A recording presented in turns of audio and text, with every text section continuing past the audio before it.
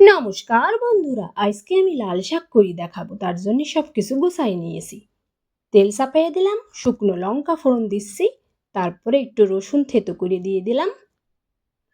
দিয়ে নাড়ায় চাড়ায় রসুনটা ভাজা ভাজা করে যতক্ষণ কাঁচা গন্ধ না যায় একটু হালকা ভেজে নেব। এইবার দিয়ে দেব এর মধ্যে পেঁয়াজ কুচি,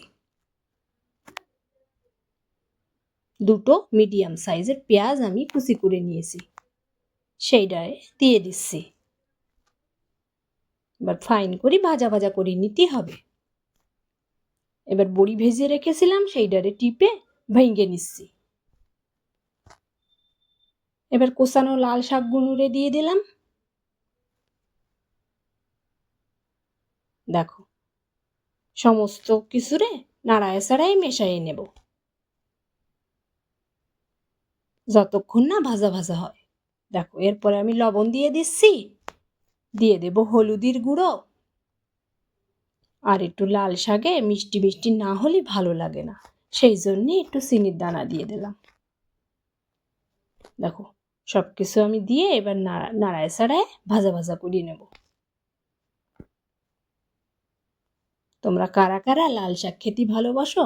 আমার ছেলে খুব ভালোবাসে লাল শাক খেতে। এবার মাঝখানে একটু ফাঁকা করে দিয়ে একটু সর্ষের তেল দিয়ে দিচ্ছি। একটু পোস্ত দানা না দিলে লাল শাকটা জমে বন্ধুরা। এবার তেলটা গরম হয়ে গেলেই এবার এর মধ্যে একটুখানি আমি একটু পোস্ত দিয়ে দেব। দেখো বন্ধুরা, তেলটা একটু না গরম হয়ে গেলে কাঁচা গন্ধ ছাড়বে। আর দুটো কাঁচা লঙ্কা দিয়ে দিচ্ছি, দিয়ে সব কিছু একসঙ্গে আবার মেশাইয়ে নেব। এরম করে লাল শাক করলে আমার ছেলে খুব ভালো খায়।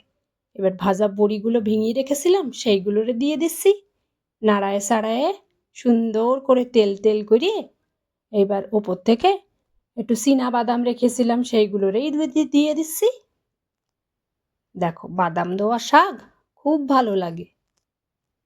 দেখো আমার লাল শাক রেডি। তোমরা কারা কারা খাও অবশ্যই জানাইও।